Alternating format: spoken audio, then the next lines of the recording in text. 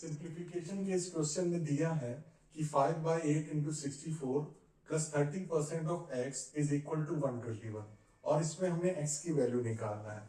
Exam में क्योंकि time कम रहता है तो इसको हम अगर डायरेक्टली करने की कोशिश करें तो हम क्या करेंगे, 5/8 इंटू 64, 30% हमें पता है 3/10 होता है, 3/10 into x is equal to 121। अब हमको यहाँ पर पता है कि 8 की टेबल में 64 8 टाइम्स जाता है, तो यहाँ पर ये 8 हो जाएगा, 8 5 में यहाँ 40 हो जाएगा, यहाँ 3x/10 हो जाएगा, ये 121।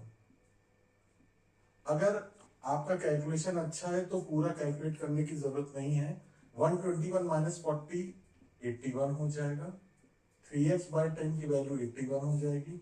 हमें पता है 3 इंटू 27 जो है वो होता है 81, तो यहाँ से ये इसको कैंसिल करके 27 हो जाएगा और 27 इंटू 10 हो जाएगा 270, जो कि है हमारा ऑप्शन नंबर ए, यानी पहला वाला ऑप्शन जो है वो हमारा आंसर हो जाएगा।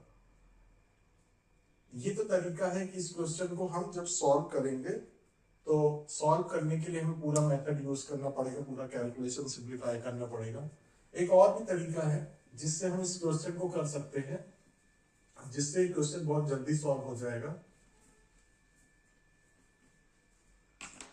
वो ये है कि जब हम यहाँ पर देखते हैं तो ये वैल्यू जो है ये सॉल्व होके आएगा, जो x है वो मल्टीप्लाई हो रहा है 3 से,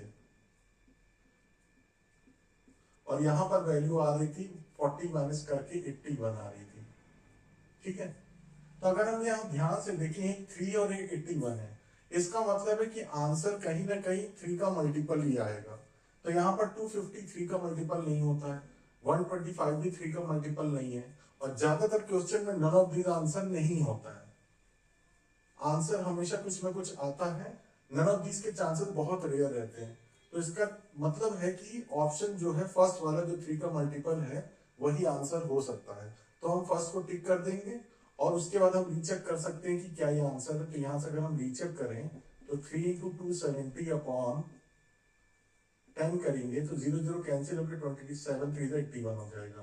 तो बाद में हम इसको वेरीफाई भी कर सकते हैं, लेकिन इनिशियली जब हम इसको सॉल्व करेंगे तो हम ये देख सकते हैं कि जो हमारा इनपुट है, यानी इनपुट में अगर 3 के मल्टीपल्स हैं तो आउटपुट यानी जो हम कैलकुलेट करेंगे वो आंसर भी 3 का मल्टीपल ही आएगा। सिंपली